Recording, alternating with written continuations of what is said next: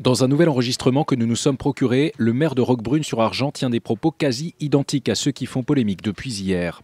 La scène se déroule lors d'une autre réunion publique le 27 novembre, soit 2 semaines après la première.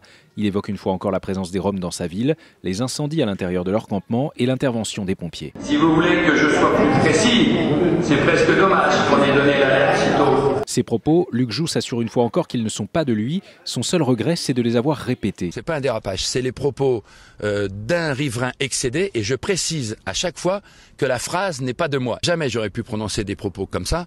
La meilleure preuve, encore une fois, c'est que quand ils ont pris feu, par 9 fois, qui a appelé les secours ?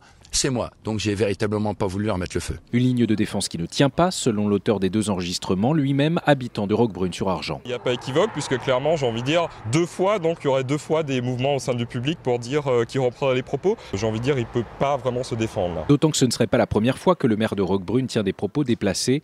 Pour preuve, toujours lors de la 2e réunion publique, cette phrase concernant une éventuelle mosquée dans la ville.